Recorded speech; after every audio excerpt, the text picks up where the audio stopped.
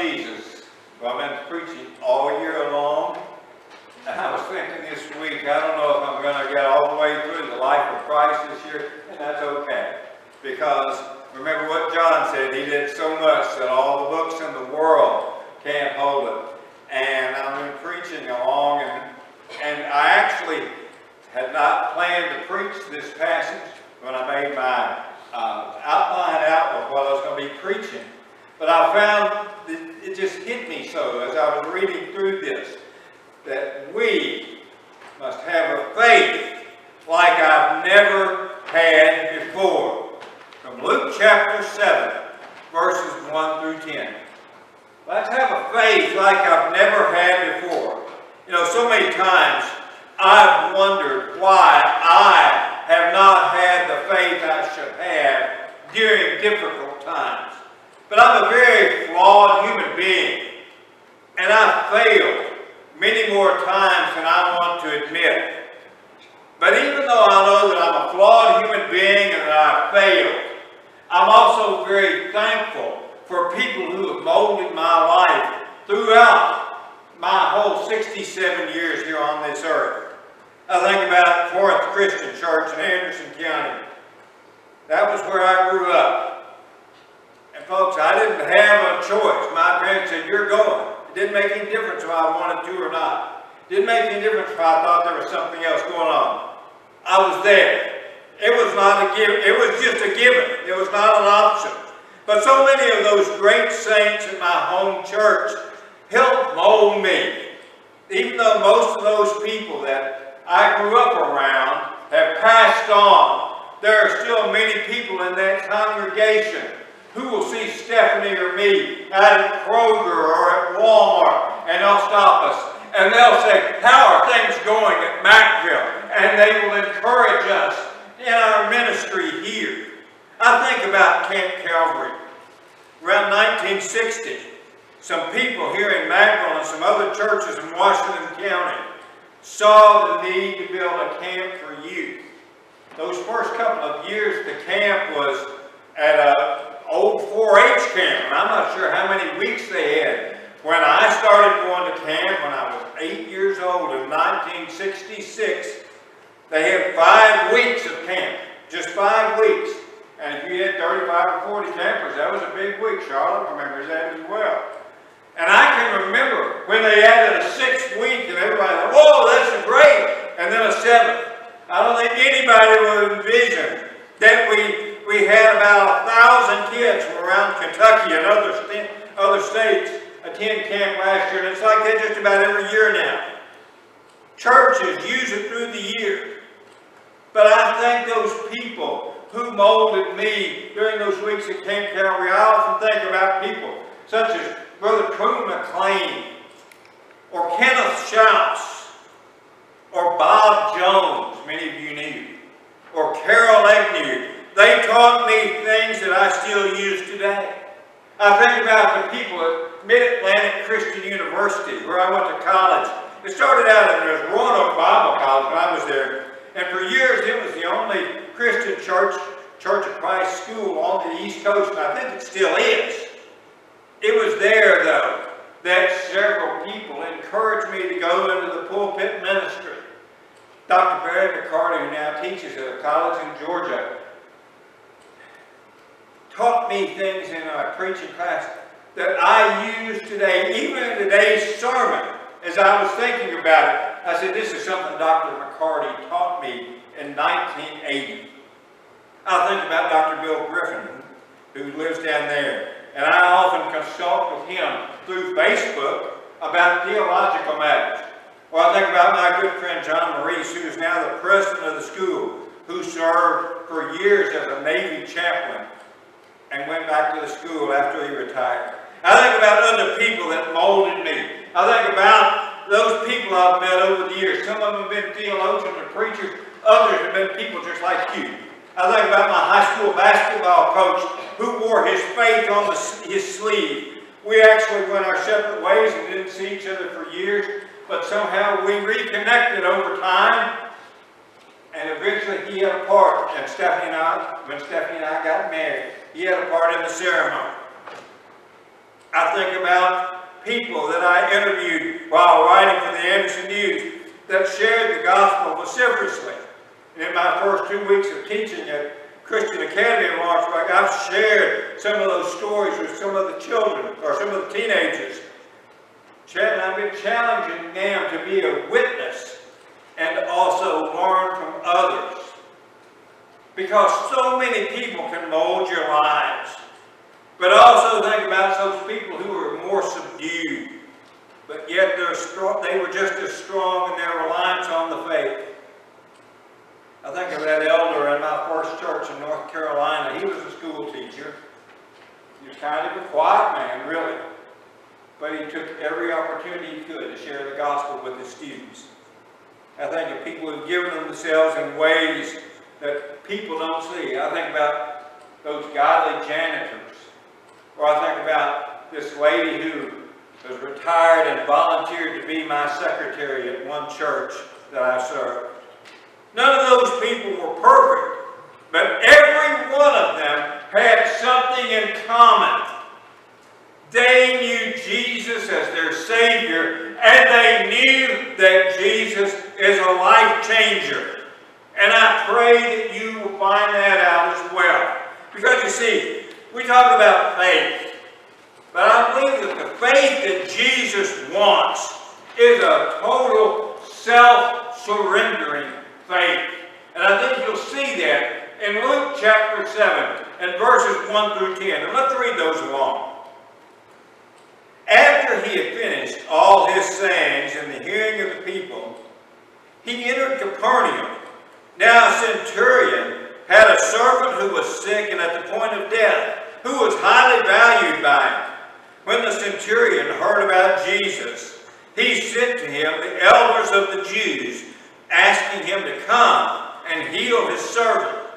And when they came to Jesus, they pleaded with him earnestly, saying, "He is worthy to have you do this for him, for he loves our nation, and he is the one who has built us.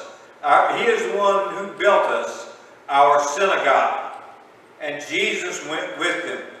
When he was not far from the house, the centurion sent friends, saying to him, "Lord, do not trouble yourself, for I am not worthy to have you come under my roof. Therefore I did not presume to come to you. But say the word, and let my servant be healed. For I too am a man set under authority, with soldiers under me. And I say to one, 'Go,' and he goes, and to another, 'Come,' and he comes, and to my servant, 'Do this,' and he does it. When Jesus heard these things, he marveled at him, and turning to the crowd that followed him, and said, 'I tell you, not even in Israel have I found such faith.' And those who had been sent returned to the house. They found the servant well." Wow. I read that passage and I sometimes get chills. Because I want to have faith like that centurion. I want to have faith like that centurion. You think about that centurion. He had a lot of earthly credentials. He had a lot going for him. He was a centurion in the Roman army. That meant that he was over 100 soldiers. Now, it's hard to make that equivalent today, but from what I understand, it would be kind of like a captain today who can command a little bit fewer than 100 all the way up to almost 200. But the passage tells more about the centurion than Matthew did. See, Matthew records the same story, but Luke gives some different details. And he tells a little bit more about that centurion. What we can tell from the text was that he was familiar with all the Jewish customs. We don't know that if he had converted to Judaism or not. We don't know. But we know he was familiar with it. And we also know that the Jewish people thought well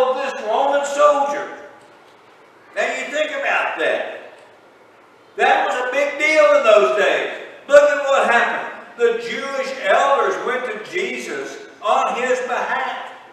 Think about that again. There was so much hostility between the Jews and the Roman army. They really didn't like each other. But they went on this man's behalf, so he had a lot of earthly credentials. And they saw that he was concerned with just a lowly slave.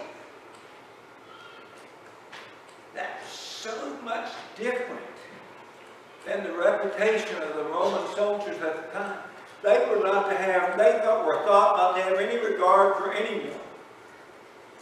But here was a man who was concerned about his slaves. Some of your translations say servant. The word it can be translated either way. But here was a man who was concerned about him. And here was a man who, despite what he was well respected in the Jewish community. And I think, you think about it, the Jewish elders went to talk to Jesus. What a tribute to that man. That says so much about him. He knew their custom, and he knew that the Jews didn't come to the homes of the Gentiles. So he didn't want to go to Jesus and say, I want you to come to my home and defile yourself. He wanted somebody else to go for it. And I think it's amazing. When I read that scripture again, I read it through several times. It's amazing that these elders, these Jewish elders, went on behalf of this Roman soldier. And they vouched for him. Look what we see in Luke chapter 7, verses 4 and 5. And when they came to Jesus, they pleaded with him earnestly, saying, He is worthy to have you do this for him, for he loves our nation, and he is the one who built us our synagogue.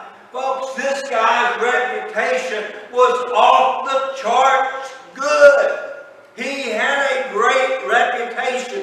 He was just like many of you. There are many of you, if I were to ask people here in Mackerel, they would speak very well of you. But you know something? Those earthly credentials aren't enough. Look at verse 6. And Jesus went with them. When he was not far from the house, the centurion sent his friend, saying, Lord, do not trouble yourself, for I am not worthy to have you come under my roof. I think it's interesting that he says, I'm not worthy. The elder said he was worthy. But this man knew who he was. He knew he was imperfect. He knew he was flawed. And go on to verse 7. He said, Therefore, I did not presume to come to you, but say the word and let my servant be healed. The word presume there that many of your translations have, that word presume in English can be translated, count myself worthy. That's what the Greek actually means. And that's interesting, I think. He said, I didn't see myself as worthy to even talk with you about this. We don't know any backstory about this centurion, this Roman army officer. We don't know much about it. We don't know if he'd ever met Jesus before. We don't know that. What we do know is that he had high regard for Jesus. And when I read this text, it's just one of those wow moments that I go off when I read it and read it again and see what happened. See the faith of that centurion. I want that kind of faith in my life. Look what he says in verse 8. For I too am a man set under authority with soldiers unto me, and I say to one, go, and he goes, and another, come, and he comes, and my servant do this, and he does it. Folks, all I can say is this dude really got it. He got it. He understood that Jesus was the one who had the authority over everything. He got it. Most people in Jesus' day didn't, but this cat had it. He knew it. He knew it. He knew what Jesus was, who he was. He wasn't brought up a Jew, but that didn't matter. He understood who Jesus was in some way. He understood at least that Jesus could heal. And he understood that Jesus had the power to do it simply by speaking. Folks, I want a faith like that. I admit to failing so often. I fall short of my goals so often, too often. Both my head and my heart, I know that Jesus is the only way to salvation. I know that He's the only one that can be the perfect sacrifice for my sin. Yet, because I'm flawed, I want to do more than simply have a saving faith in Jesus. I know I'm messed up. I know I've messed up. And I know I'm not worthy of Jesus' love. And sometimes I want to think, if I could preach a little more, if I teach a little more, if I will see somebody a little more, that will be better. You may be able to relate to that. You might not be preaching or teaching. You might say, if I read my Bible a little more, pray a little more, maybe that'll be all I need. But I'm oftentimes reminded of what Jesus said to Paul. He said, my grace is sufficient for you, for my power is made perfect in weakness. Wow. That's part of a longer passage that Paul told a little bit about himself. Paul told about a man who had an incredible supernatural experience. And he experienced Jesus saying, my grace is sufficient. Talked about a man who had an incredible experience. Paul was a man that didn't want to boast. So he was talking about himself. He was talking about himself. But he didn't want to boast, so he says, talks about himself in the third person. He did this, he did this. Listen to what he says. Look what he read there in 2 Corinthians chapter 12, verses 7 through 10. All right there for you. So to keep me from becoming conceited because of the surpassing greatness of the revelations, a thorn was given to me in the flesh, a messenger of Satan to harass me, to keep me from becoming conceited. 3 times I pleaded with the Lord about this, and He slew me. But He said to me, my grace is sufficient for you, for my power is made perfect in weakness. Therefore I will boast all the more gladly of my weakness, so that the power of Christ may rest upon me.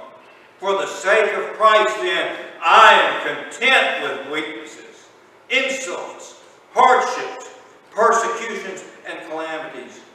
For when I am weak, then I am strong. I can tell you that I am flawed and weak. I can tell you that you're flawed and weak. We're all messed up in one way or another. Some may not like that terminology, messed up, but when you think about it, it all boils down to, in some ways or another, we're all messed up. We've all sinned. We've all failed. Some it's in different ways than others. I'm not here to judge you. I'm telling you, we have all messed up in some way or another.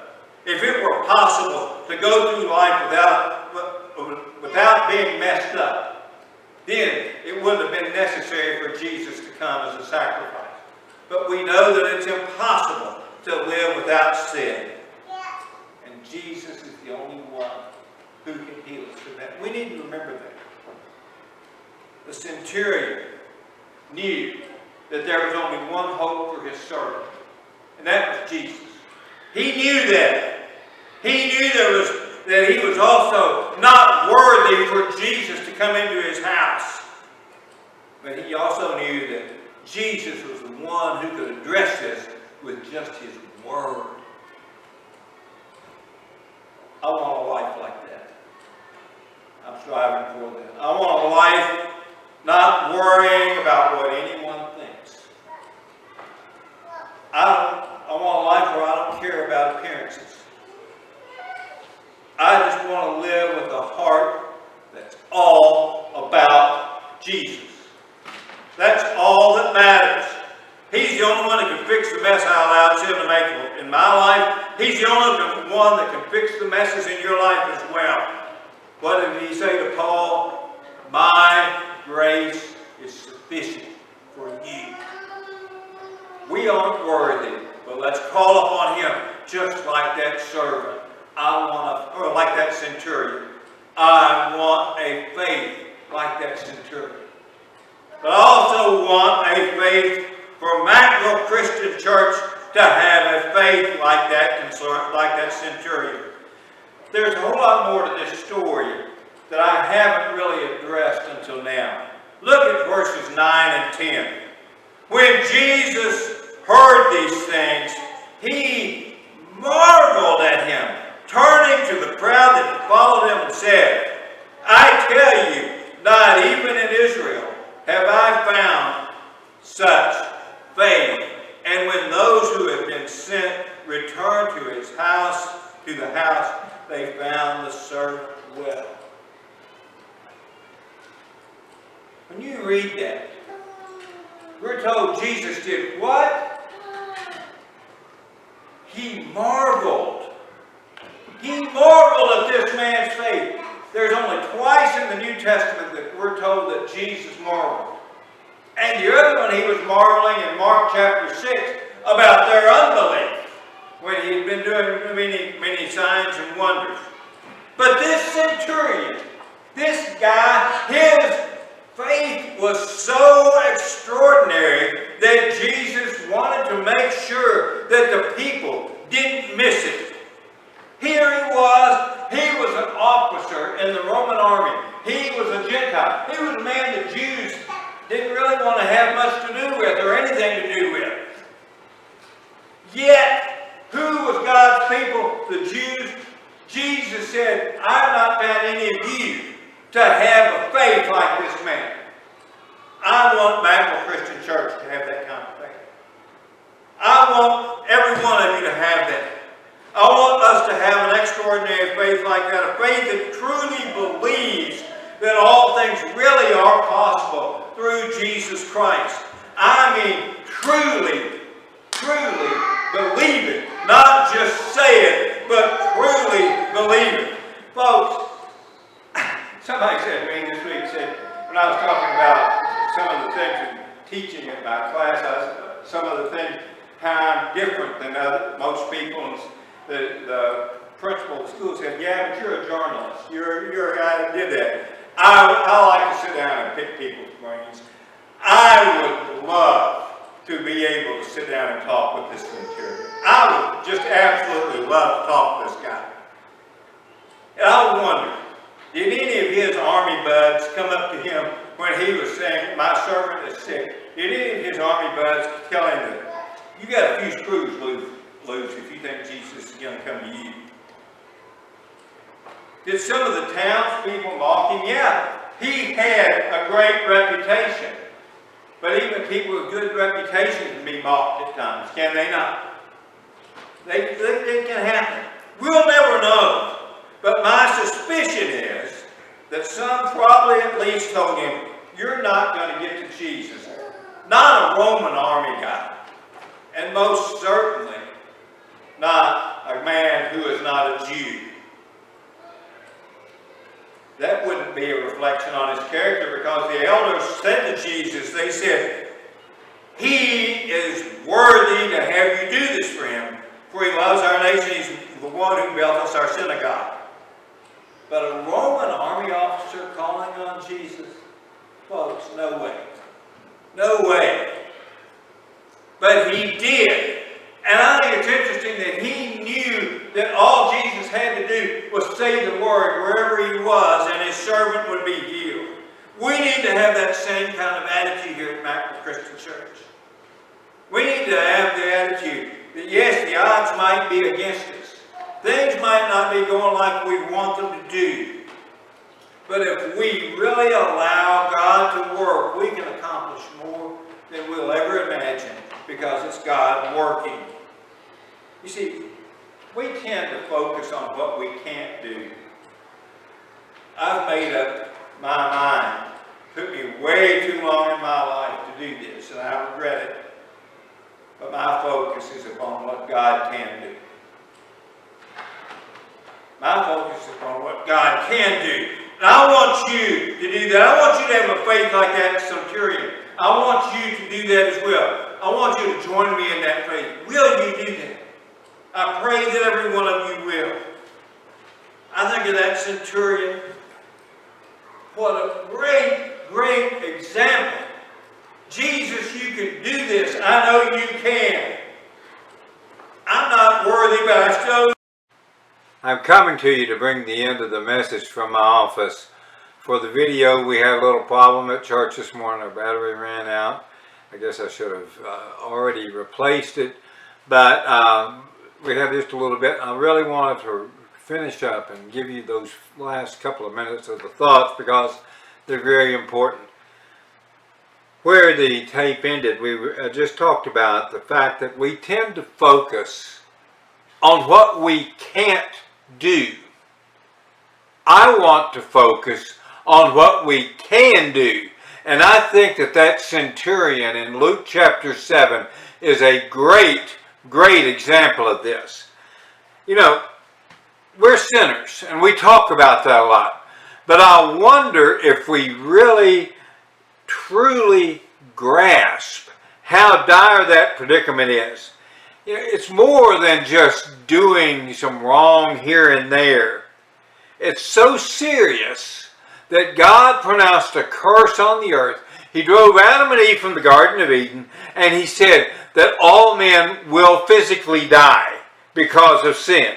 It is so serious that one sin, just one, dooms us to hell unless we fully trust Jesus, unless we, like that centurion, know that he is our only hope. It's not about joining the church or I'm just trying to live right or live better. It's saying, Jesus, I'm drowning in the mess that my own sins have given me. I'm drowning in that mess. You are the only lifeboat I have. Please come to me. I'll guarantee you that when you come to the realization that's your only hope, that nothing else will matter. Your wants won't matter. What someone else wants won't matter. The lake, the ball game, the travel team, the movies, the yard you think needs to be mowed, the new car I want and think I need. There's nothing wrong with any of those things, but compared to Jesus, they don't matter. They don't matter at all. Only what pleases Jesus matters.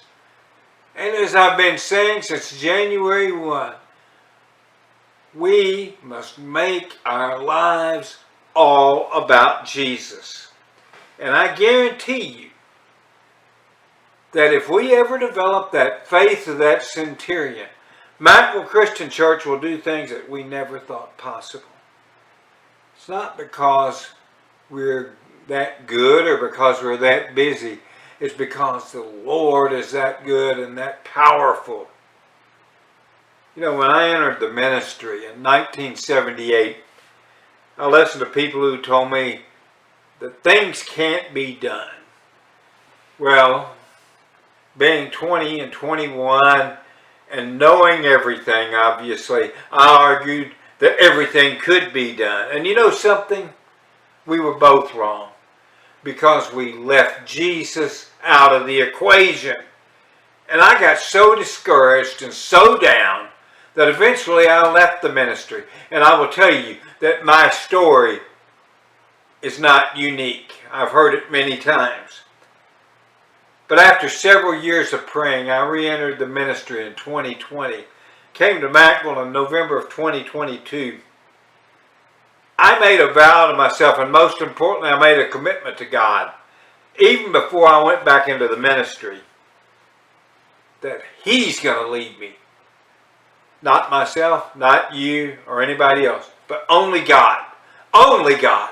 And as a side note, I can tell you, I have enjoyed the ministry so much more since I re-entered, because I have truly tried to let God lead me. I want you to join me in that. I want you to develop that faith like the centurion and say, what can God do? Recently I read Psalm 131, and I thought about those verses and how they go directly with this, what we've been talking about today. Psalm 131 says, O Lord, my heart is not lifted up. My eyes are not raised too high. I do not occupy myself with things too great and too marvelous for me. But I have calmed and quieted my soul, like a weaned child with its mother. Like a weaned child is my soul within me. O Israel, hope in the Lord from this time forth and forevermore. I want to have a faith like the centurion. I want Macmillan Christian Church to have a faith like the centurion and know that our hope is in the Lord and Him alone. Let's pray. Father, thank you. Thank you for your Son. Thank you for allowing us to worship today. And I pray that every one of us will strive to develop that faith like the centurion, that you will guide us in that journey, and that you will accept our faith and our praise and our worship. Father, I pray for the many at Macville that may be facing decisions about their salvation, or facing decisions about where do I go from here. I pray that you will guide them, and that you'll guide us all to be better servants for you. For it's in your Son's most precious name I pray. Amen. I'll see you next week at Macville Christian Church. Sunday school at 9:30, worship at 10:30. See you then. Bye-bye.